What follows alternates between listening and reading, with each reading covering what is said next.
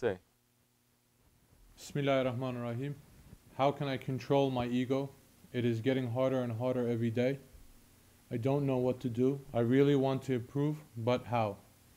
Bismillah ar-Rahman ar-Rahim. First thing, take bayat with a Shaykh. Fighting the ego, you cannot do it by yourself. You cannot. If you think you can, think again, you will fail. You cannot perform heart surgery on yourself, correct? You cannot. You cannot perform brain surgery on yourself, correct? You cannot. You cannot do anything by yourself. You have to have a guide. You have to have a teacher. And the ego is something that is inside of you, that is everywhere, that is in your heart. And you have to make a heart surgery. You cannot do it by yourself. People who say, just read the Quran, just read the Hadith, and you'll be able to fight against your ego, those people don't know nuts. They don't know nothing. Same way then, tell them, well, you have a heart problem, open up a manual, and then perform heart surgery on yourself. Look in the mirror and cut yourself. Is that possible? That is impossible. It is not only impossible, it is illegal and it is fatal. So when you are dealing with spiritual problems, first you have to have a guide. You have to take bayat with that guide.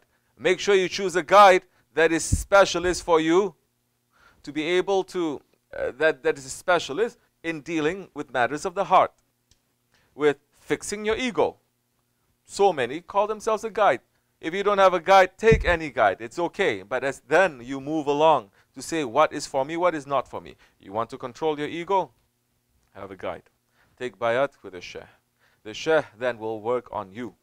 Because the Shaykh is the Tabib al-Qulub. He is a doctor of the heart.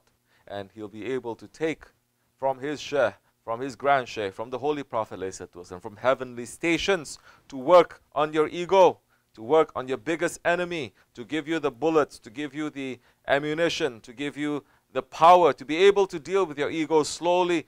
Then you'll be able to do it, and you'll be able to do it sincerely. We have so many veils. Maybe you remove this veil this year, another veil next year. Maybe there's some veils that is going to take you a lifetime to remove. But you have to hold on tightly to that Shaykh.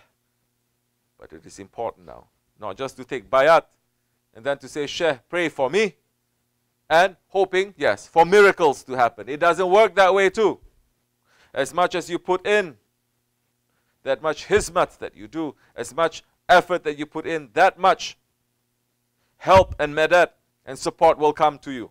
So you don't just take bayat and then live your own selfish, egoistic, Western, selfish lifestyle and hope to get cured. You cannot. Just as you cannot come to the doctor and doctor say, Doctor, I have high cholesterol, I'm about to have a heart attack and this and that. And the doctor say, okay, now you must listen to what I say. You say, yes, I'm going to listen to you. I'm seeing you every week. But you are continuing with your own selfish lifestyle, unhealthy lifestyle. Don't hope to get cured that time. Tariqat has to make sense. Islam has to make sense.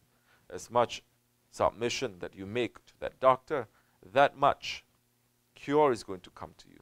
It's not going to happen overnight. For something that is going to be really effective, it never happens overnight. It must take time for you to understand yourself, for you to take things out, for you to understand what that ego is and how to overcome it. Once you have taken bayat, once you start submitting to the Shaykh will then tell you, turn right, turn left, do this, don't do this. Then according to what is necessary for you at that time, at that place, he will send. It doesn't matter if you're living 5 miles away from him. It doesn't matter if you're living with him. It doesn't matter if you live 5,000 miles away from him. He'll be able to reach to you. He'll be able to send you. He will be able to help you and pull you out from that mess, inshallah rahman. But important thing is, you have to open yourself for that help. If you're not opening yourself to that help, if you're not eating the medicine, it doesn't matter how much medicine is in front of you. If you're not taking it, you will never get cured. Inshallah, that is my suggestion to you. That is what has been going on for 1400 years, especially in tariqat. That is the purpose of tariqat too. Now, you are becoming more intelligent. You're looking at your ego. Now you understand. It is not just daily prayers. You're doing your prayers. You may be fasting. You may be doing everything. But there is still this deep dissatisfaction inside of you.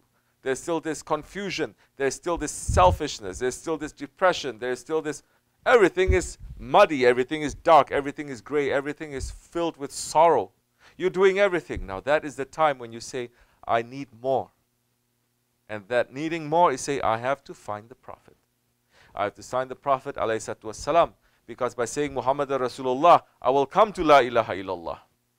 But in order to find the Prophet ﷺ, who has passed 1400 years ago, we must find his inheritor that is living today, that has been assigned to help you. Alhamdulillah, we found our Shaykh. That is Sahibul Saif, Shaykh Abdulkerim Kibrisi Rabbani. And we are following Sultan al-Awliya. We are not following Sultan al-Awliya directly. We are not such proud people to say that we're following Sultan.